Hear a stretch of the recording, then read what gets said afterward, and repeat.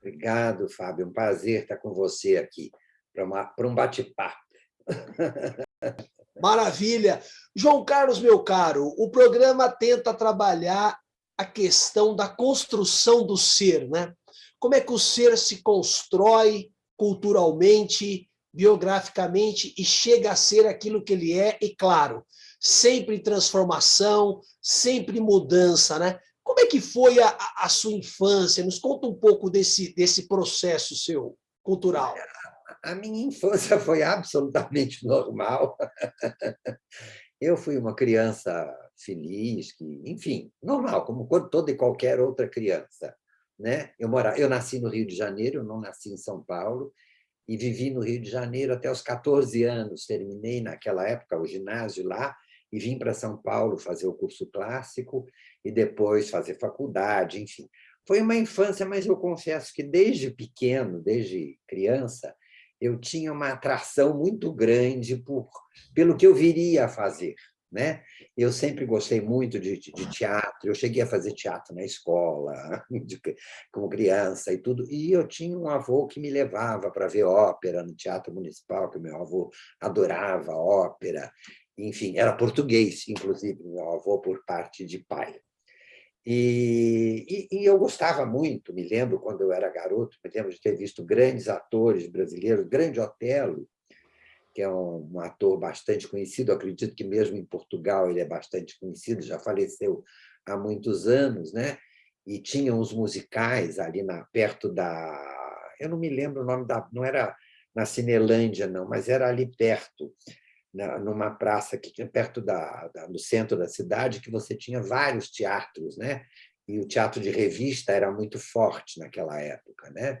Grandes nomes do teatro de revista, eram espetáculos belíssimos. Eu ia ver, e depois, ainda como adolescente, eu tive muito... Naquela época, durante as férias, quer dizer, os pais precisavam ocupar as crianças, os filhos, para não ter, como é que, né, ter muita perturbação. E aí eu me interessei, e a minha mãe não só concordou, como me levou, eu fiz uns 2 cursos de férias. Num deles e é um pessoal ótimo, imagina Fernanda Montenegro, Maria Clara Machado, sabe? Grandes nomes do teatro, né? Do teatro brasileiro, que davam aula. Então, a gente passava a tarde inteira, ia de manhã, passava o dia inteiro lá, quase durante o período de férias, das férias de julho, não as férias de final de ano. E passava lá. Então, quer dizer, já tinha uma coisa que eu tinha um encanto por tudo isso, mas que depois, quando eu vim para São Paulo, de uma certa forma, eu me afastei um pouco disso. Né? Mas aí eu resolvi que eu ia fazer faculdade, depois que eu fiz o curso clássico, resolvi que ia fazer faculdade de Sociologia e Política.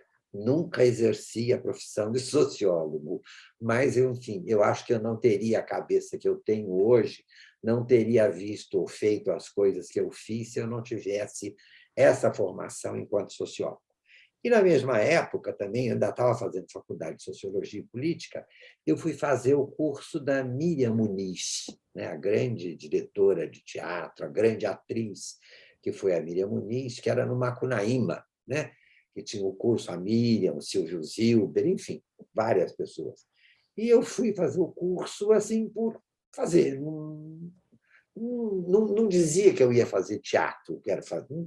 Tinha uma coisa que me atraía muito no teatro, mas não era assim, se eu disser para você, eu já pensava em fazer, eu vou estar mentindo. Bom, mas aí no curso, e conhecendo outras pessoas, a Miriam foi chamada para dirigir o Falso Brilhante, o musical, aquele grande musical da Elis Regina, né, com César Camargo e Mariano, que é até hoje um marco, né, dos shows de música, porque, imagina, num teatro de 1.100 lugares, a Elis Regina foi um musical, chamava-se Falso Brilhante, fazia de quarta-feira a domingo, num teatro de 1.100 lugares, e lotou durante 1 ano e 2 meses. Só não lotou 2 noites. Uma noite era carnaval e outra eu não me lembro bem o que era. Bom, mas aí a Miriam foi chamada para fazer o Falso Brilhante.